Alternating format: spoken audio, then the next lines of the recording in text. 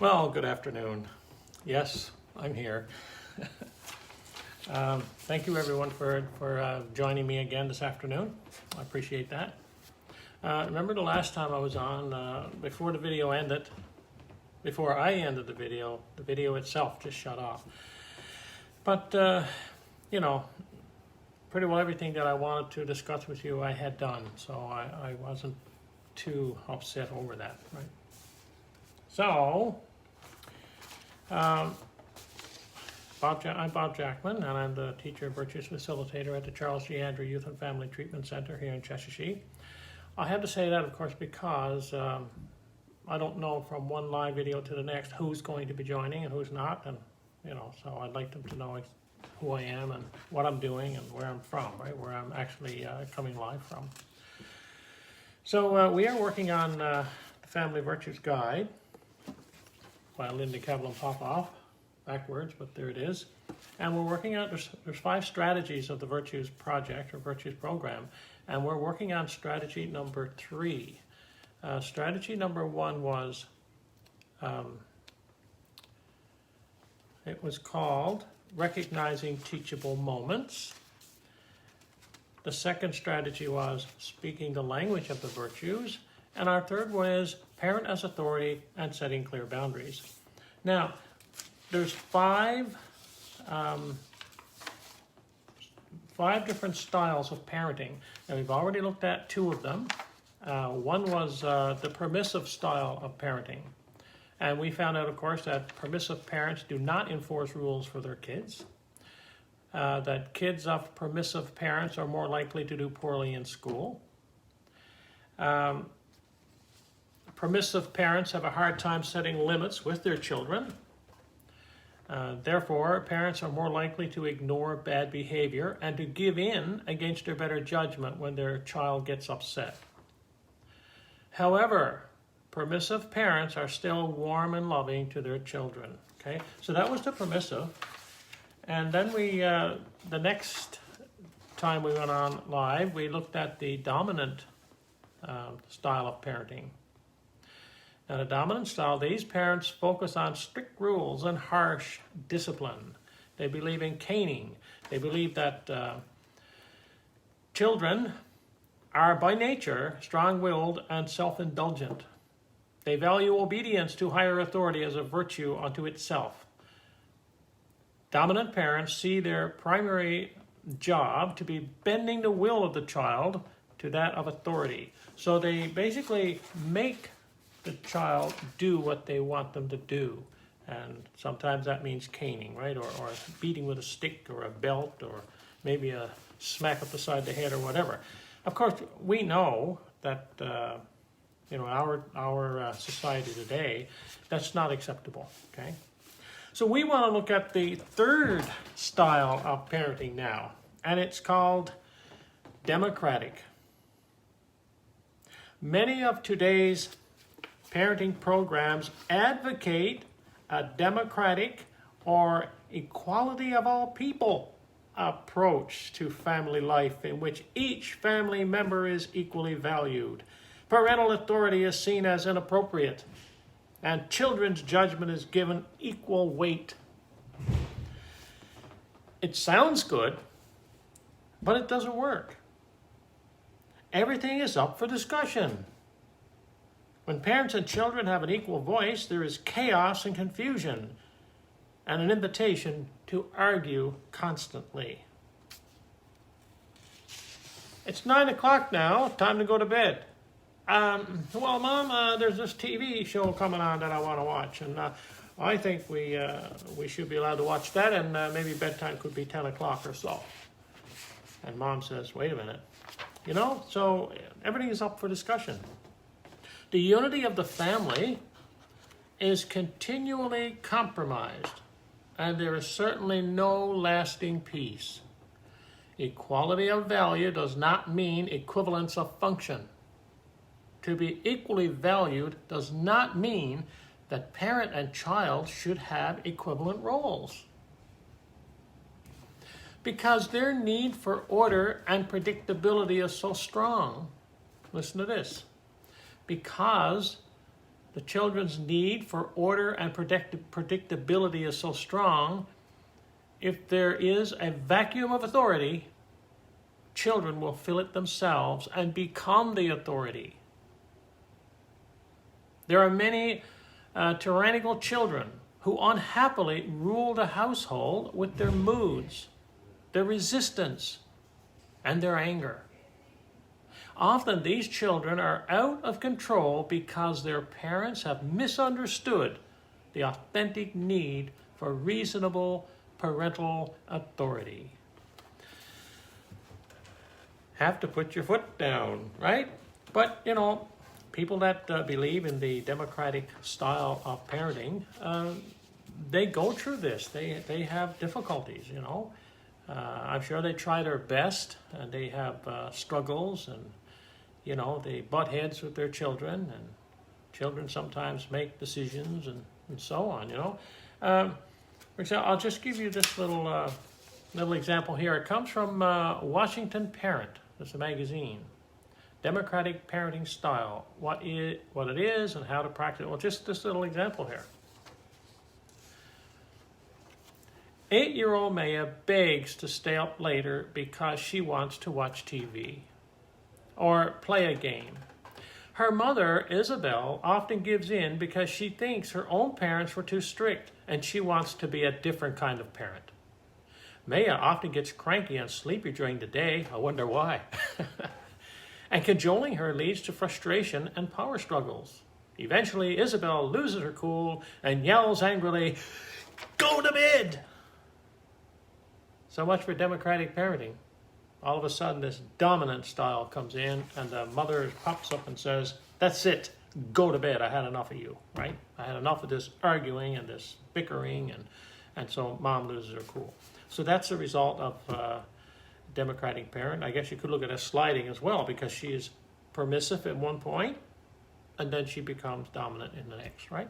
So, just an example there. So, that's the democratic style. I think we know it doesn't work. It just causes, when it works, it works. The trouble is, a lot of times, it doesn't work, okay? Because if the child doesn't get their own way, that's when the democratic style of parenting doesn't work, okay? And that's when mom and or dad, or actually they should agree, put the foot down and say, this is the rule, right? And later on, we're going to look at 10 different ways of, or 10 guidelines, actually, of setting up clear boundaries in your household.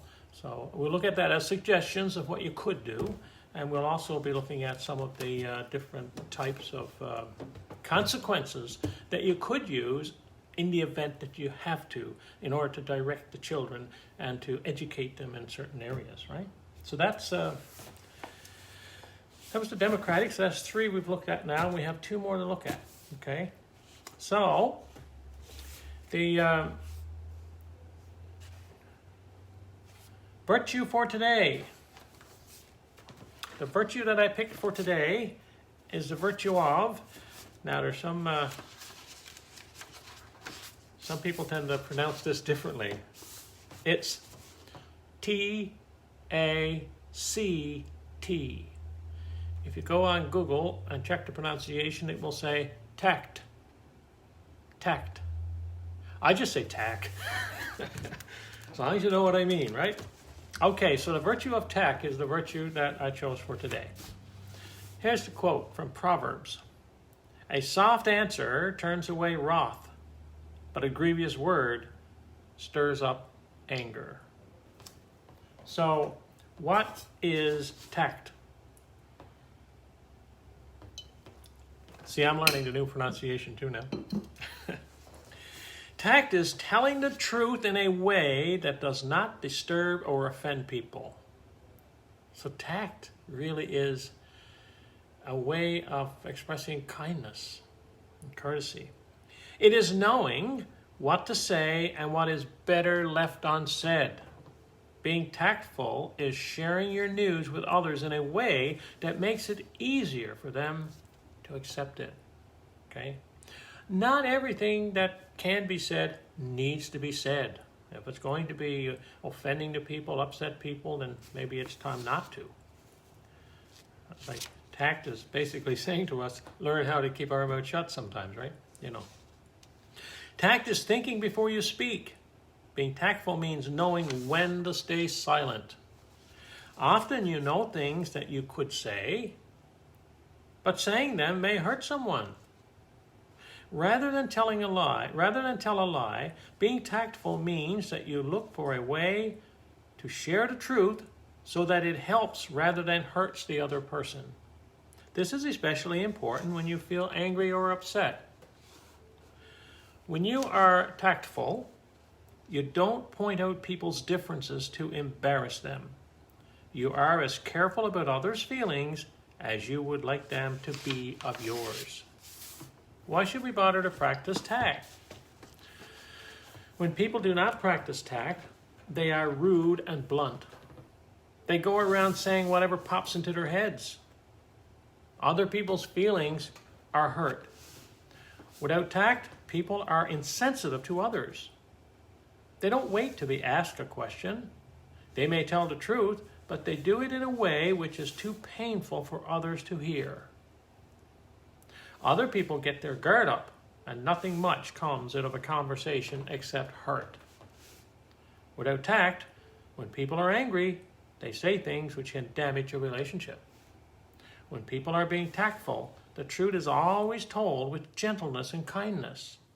People wait to be asked before sharing anything that may be hurtful, even if they are angry. Tactful people avoid saying mean things. Other people can listen more easily, and so problems can be worked out. We all grow and learn when the truth is presented to us with tact, with kindness. How do you practice it? You practice tact by being kind when you tell the truth. Be kind when you tell the truth. Stop and think before you speak, asking yourself if this is something better left unsaid. Decide whether to keep quiet or speak up. Sometimes being tactful is keeping things to yourself when telling others might hurt them. If you do speak up, do it in a way which is sensitive to another's feelings. Don't do it in front of other people or in a way that will embarrass them.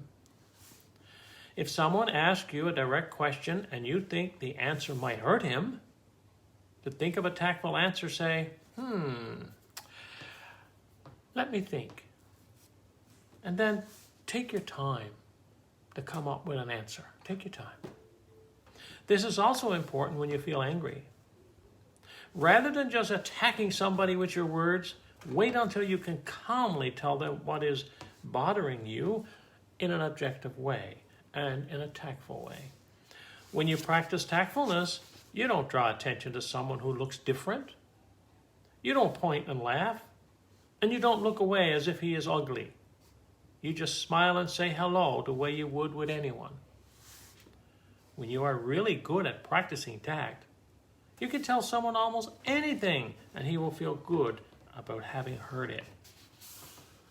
So, how do you know when you're practicing tact? Well, congratulations, you are practicing tact when you think before you speak. Think before you speak.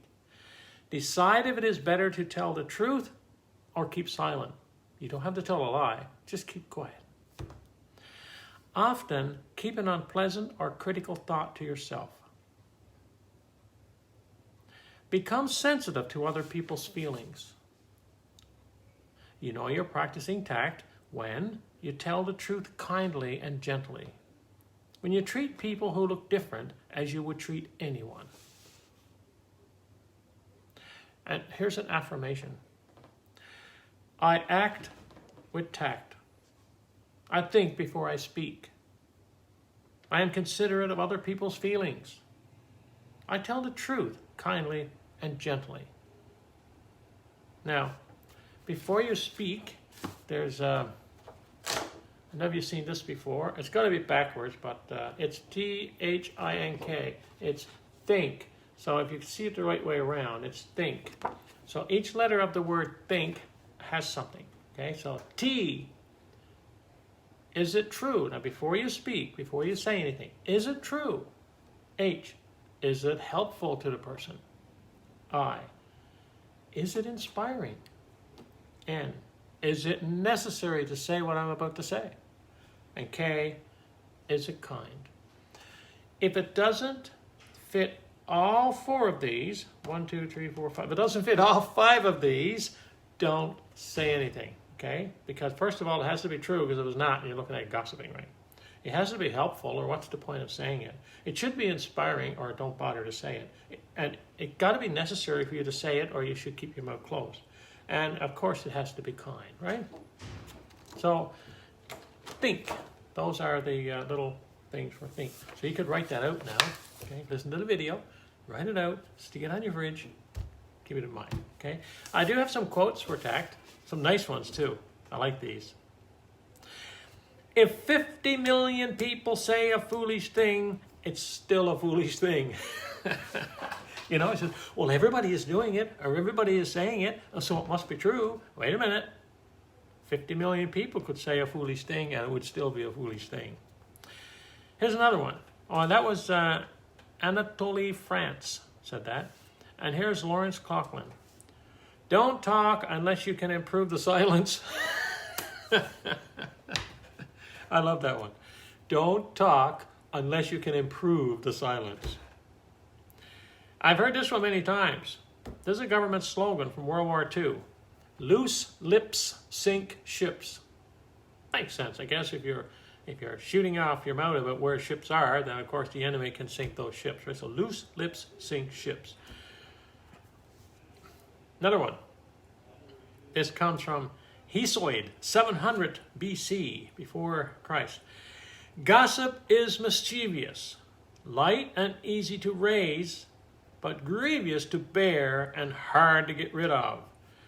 No gossip ever dies away entirely. So once those gossipy words go out there, they bounce around and they don't really get lost, okay? People hear them, you know?